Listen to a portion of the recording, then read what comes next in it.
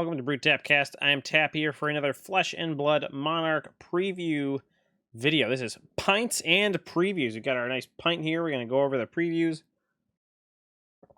for day 10 of Spoilers. So we saw Bolton a couple days ago, and we will be seeing another hero Thursday, but this is the Wednesday, April 21st spoilers, and we will be getting those in right now. If you're looking for previous spoilers, previous Pints and Previews, go ahead and look at the links below. We got a bunch of different ones, all the wrap-ups that we've done. We did one with Kugane Gaming last night. Go ahead and check that out if you'd like. We did a little wrap-up of those spoilers for Monday night. But this is Tuesday, and let's just jump right into it. No need to beat around the bush. Just get right into it. All right, so we have our spoiler page here, so definitely check out the Flesh and Blood page here. It's going to tell you all the things that are coming up for the next couple days. Yeah, so I think let's just jump right into it. Let's not even bother doing anything else. Let me grab my cards over here and jump right into it. For our first preview, we have from Fabulous, we have the Halo of Enlightenment. So we have a light equipment for the head. This is mirrored in the something I can't remember now, the void gaze or whatever it is.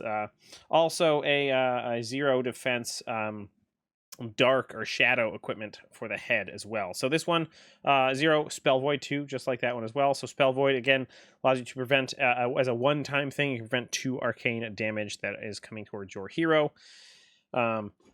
Outside of that, we have what is a Halo of Illuminance. Well, it's an instant, pay 1 resource, destroy Halo of Illuminance, put a card from your hand into your hero's soul. If it is a light card, draw a card. And then it says put the card face up on your hero. That is not charge. Let's just be plain and simple off the bat. This ain't charge. It's not keyworded and bolded as charge. So this will not charge your hero. Yes, it puts a card under your hero's soul, and theoretically at a cost of only a resource if you are putting a light card under there. So theoretically it can replace itself, and that can be quite nice, but it's not a guarantee.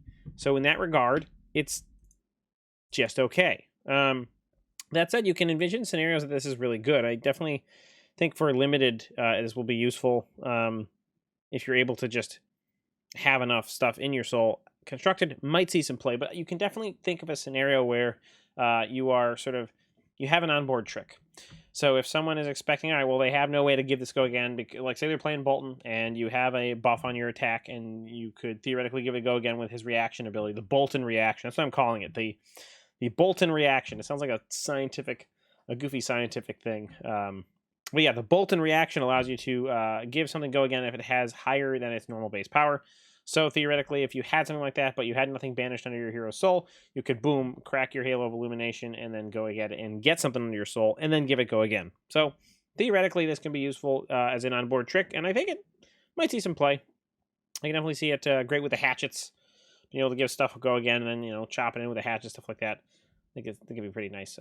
But again, not charge. Just not charge. All right. Our next one is Like Butter Media. We have Raiden the Duskbane, or just Duskbane, sorry, which came up as we all wanted it to be Excalibur, right, when we heard about it, and it's pretty cool. It's pretty nice. It's a majestic 0 attack. Yeah, literally attacks for 0. You can do that, but it's also cost of 0. So note the cost, 0. All you can do is once per turn action, 0 attack. Boom. Nailed it. However, if you have charged this turn, Raiden gets +3. Now I can see how they built this. They obviously made this, it's Bolton Sword, and they said it's Bolton Sword. It makes a lot of sense because this is going to be, if you're not going to swing with this unless it's got unless you've charged.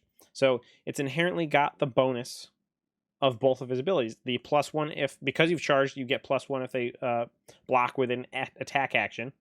Just an action card. And then it also is buffed from its base power so that you can give it go again with his Bolton reaction. So this is the perfect Bolton sword. I think if you're not going the akimbo axes of body and mind, I mean, this is a great way to do it. It depends on the kind of hero or Bolton you're trying to play. If you're going for the go wide with weapons, this can be really not great because you're just swinging with a single weapon. And yes, there's ways to give it, get rid of that once per turn action and give it go again and stuff like that. But ultimately, I think Bolton's wide thing is made for the axes. This is made for, I'm going to supplement my other attacks with this. So I might be swinging in, charge attack, swing with this, then another charge attack or something like that. Just to keep that soul full, not have a critical mass in the soul, but just have something in the soul because you want to have charges every turn, stuff like that. So that is Raiden. I think it could be quite a fun sword to play with. A little expensive because you must have a critical mass of charge cards for this to be good at all. And that's going to be questionable limited. So it's probably just, you're not going to draw it in limited. It's a majestic. Or you're not going to get it in limited. So anyways, it's constructed, but I think it'll see some play. Alrighty. This freaking card. Bricks plays. This is Valiant Dynamo. Or Dynamo. Legendary warrior equipment legs. No, not a light, just a warrior. So any untalented warrior or light talented warrior could use this, or any warrior really. So battle worn 1, cool, right? Why is that cool? Why is that legendary? Well, at the beginning of your end phase, if you have attacked 2 or more times with weapons this turn, you may remove a -1 counter from Valiant Dynamo. Or Dynamo, sorry. So literally, if you have ways to swing with your Raiden multiple ways, you can literally just remove a counter. It's like getting your damage back. It's like gaining a life essentially. Or if you have the axes, and it says weapons, so you can just swing once with the axe and then one with the other axe, and then boom, you're triggered and able to do that. This card is bananas. Like, it's bananas. Like, it looks beautiful, by the way. I love this action scene with, like, everyone running around fighting, blood on the sword, blood on the actual leg armor. It is just so much cool fun there. I love it. Art's great. The card's great. It's just all great. Everything's great. It's great. It's for warriors. It's great. It's great. It's just great. It's great. All right, cool. I don't think we need to talk about that. Like, it's literally awesome. Play it if you have it. It's great. I think you get that it's great. All right, next one is from Tabletop Magazine UK Gallantry Gold. Another warrior equipment arms, not light, so you can do this with any warrior. It's got Battle Worn 1. Love all the Battle Worn. It's so much value. I love it. I really do. Action, destroy, pay 1, destroy Gallantry Gold. Your weapon attacks gain +1 this turn. Go again. I think this could be really, this is your stereotypical, boom, this is great and limited if you're playing the axes. You have kind of a weak turn. Your axes go from doing 2 and 3 to 3 and 4, which is a big upgrade. I can see this being good elsewhere too. If you're really, I mean, it's not a Courage of Blade Hole. It's just not gonna be that way because you're paying your resources. Things get +1. Like, if you're going with the Courage, like, that's making things cheaper, and I think the axes both cost 1 as well. The only thing it doesn't is Raiden, and so that can be a little bit. Obviously, you'd be better off playing with Gallantry Gold there. When you're playing with that, because you can buff it this way, get it a little bit higher, and that sort of thing. But outside of that, I think it's actually a pretty good card. Obviously you want to be playing 2 weapons, not a single weapon, to get more bonus actions there. And again, it turns on the Bolton reaction and all that kind of stuff. So I think it's a great card. I love all the Battle Worn in this set. It's like it was my dream come true. Like, I love all the value. You get to block with it, and then you can do something. It doesn't just get destroyed. All right, now you say, like, all right, cool. Axes, right? Axes are great with this card. Well, let's talk about some axes. So Tower number 9 and Spill Blood. This is what the axes were made for. So we have a 1-cost majestic warrior action.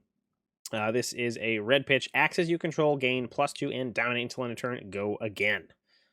Love it. Blocks for 3. This is just a great card. If you are going the Akimbo axes, this is a sweet card to run.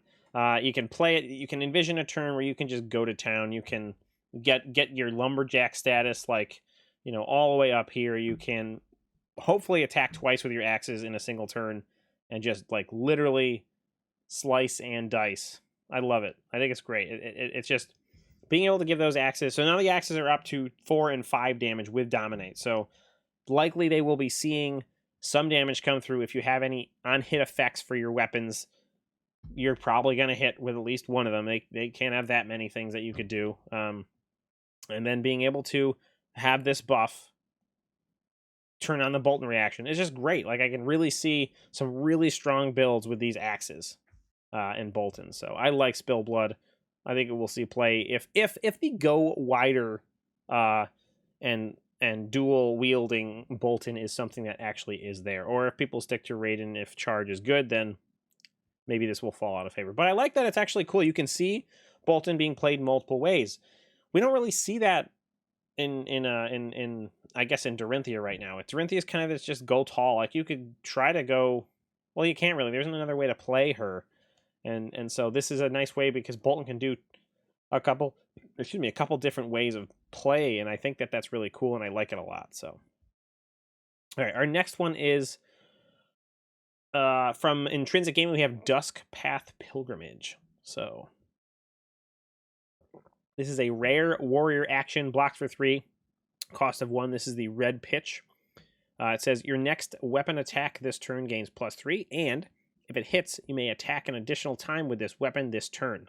Go again. Now, it also has a little bit of italicized reminder text here. You must have an action point to attack an additional time. So this is not go again. This is different than go again. Go again allows you to have an action point. This does not give you an action point. This says if you have an action point, you can basically scribble off the once per turn action. In this particular case, put twice per turn action.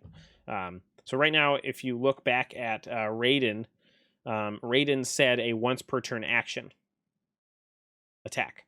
This card will allow you to, if you hit with Raiden, which you're likely to if you charged, put a +3 on there, you're swinging for 6. That's not too shabby. That cost, whatever the charge cost was, +1 for this. You're likely going to be swinging in with a bunch of resources. Maybe you got the Courageous Steel Blade in there. They give it +3, so you're going in for 9 there for, that literally costs 2 mana and 3 cards. Plus, I guess you got to have the charge card there too, so 4 cards.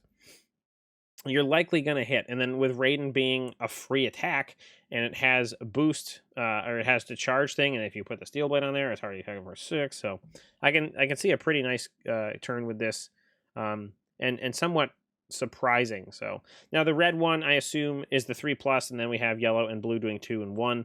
I think 3 is really where you want to be. Maybe you'll play the yellow one as well. Warriors like that yellow pitch sometimes, but yeah. So also note, not a light warrior action. This is a warrior action, so we can see this in Dorinthia or any other untalented warrior that we will see, or any talented warrior again for that matter. So yeah, I think this is a pretty nice card. Being able to even in Dorinthia, I think this would be really quite nice because sometimes it's like cool, like I have go again, but I didn't hit, so all right, cool. So yeah, then you can throw this on there. I guess you still have to hit. Never mind. That was just a load of waste of time there. All right, anyway, moving on to Good Games. Spoiled the card Brandish. This is Brandish is a common generic attack. The red single cost of red pitches or attacks for 3, blocks for 2, and the yellow and blue will likely be attacks for 2 and 1 respectively. It says if Brandish hits, your next weapon attack this turn gains +1 and it has go again. So this isn't too bad, but it isn't too good. I think it's just okay. I mean, yes, a lot of what Bolton wants to do is have a buff on his weapon attacks and things like that, and everyone wants a buff on their weapon attack, right? But the red one being 3 is not a critical power range, and unless you can buff this, it's easy to just be blocked out by a single card for turn. Yes, it gives you a go again, and that's something that's useful. And people maybe aren't going to want to ditch a card to block for this one because it's really just not that big of a deal. But overall, I don't really like this very much. I think it might be good for limited if you're playing the axes and things like that. You're going to be swinging for 3 and 3 that way, provided you can actually pay 3 resources and do that sort of and have a charge on for the Bolton reaction. But overall, not a huge fan of this. I think I probably won't see a lot of play. Maybe it'll see some limited play, but I don't know. Overall, not so hot. So, meh. All right. Our next one probably will see some play. It's called, it's from Fable Hobby. It's called Glisten. So it is a rare light instant. So note, bottom right, does not block for anything. That's the problem with instants. This is a red pitch value one. They all cost 2. I assume that we will see some differences between the yellow and blue. We'll get into that right now. So it says, distribute up to 4 +1 counters among any number of weapons you control. At the beginning of your end phase, remove all +1 counters from weapons you control. Now, why is this exciting? Well, this is exciting because you can sort of snipe in some on-hit damage effects, maybe. So you can think of this as a another attack reaction if you want to. Or you can play this pre-combat to get that the Bolton reaction. But you can even actually, after you, like, there's that whole priority of like, oh, cool, here's my block. All right, well, cool. I'm going to play this. Or they could say, well, I have a defense reaction. And then, like, so you can sort of get your way through some of that blocking and then be able to drop some counters on there, reactivate the Bolton reaction, and maybe hit some on-hit effects. So I think it's really quite nice. So, like, if you're swinging with the axes, say it's going to be 2 and 3. This is the only buff or you don't have any other buffs or anything like that. They're like, cool, I'm going to attack with the first one. They're like, oh, cool, I'll block it. Then you can, like, say, beef it up and then put, like, maybe they blocked for 4. They all, a defense reaction like that. They block for 4. You're like, cool. All right, cool. I'm going to put 3 counters in this one and 1 on my other axe. So this one's swinging for 5. The other one's swinging for 2, 3, 4 damage. So, like, that's not too bad. The fact that the counters don't stay, that's not great, but at the same time, it's a 2-cost buff of 4 power theoretically, which isn't too shabby. And the fact that you can move them between multiple weapons is actually quite powerful. It also says if a permanent is no longer a weapon during your end phase, +1 counters on that are not removed. I'm not really sure what that's going to entail if we foresee any sort of shenaniganery like that. I guess that's just for things that are not weapons all the time, which I don't think we've seen anything. Or maybe that leads us to believe that there's something that maybe our new class will be able to do something with. So that's still up in the air. But overall, I think this will actually see some valuable play here. All right, last one for today's spoilers. We have Outmuscle. This is by Radio Reflex. Ian and Alan, they have a goofy podcast there that they go with. There's that Outmuscle. It is a rare. This is the red pitch value. It costs 3, defends for 2. While Outmuscle isn't defended by a card with equal or greater power, it has Go Again. It is a 6 attack for the red and likely 5 or 4 for the yellow and blue. I like it. I like this card. I like it in red, and I might like it in yellow. I don't like it in blue. I think that 4 is too much of an easy thing to match, and you are paying a pretty penny for a 6 power attack or 5 power attack or 4 power attack. And then you really want to guarantee the Go Again. So the blue one is probably not going to see that much play unless you're playing against Warrior. Unbuffed Warrior has a lot of 3 as their base. Yes, they might bump it up, but it's harder to bump it up when you are actually defending because that would be silly. So I think this is, depending on the opponent you're playing, this could always have Go Again. It could literally be 3, attack for 6, 5, or 4, and Go Again because they just don't have cards of that power. But I think it's definitely a C play. I think it's a lot of fun. I think it's really funny too. Like, look at the art, like this awesome arm wrestle, and then look at that flavor text. Let's see if them muscles big as that mouth, says Jackdaw. That's, you could just see those goofy people in a bar betting over arm wrestling matches, and like knocking over all this stuff. I love it. I think it's really funny. But I can definitely think this is going to see play. So. Alrighty, well, that wraps up our Day 10 spoilers for Monarch. That is all for today. Thank you for stopping by and having a pint with us as we were discussing the spoilers.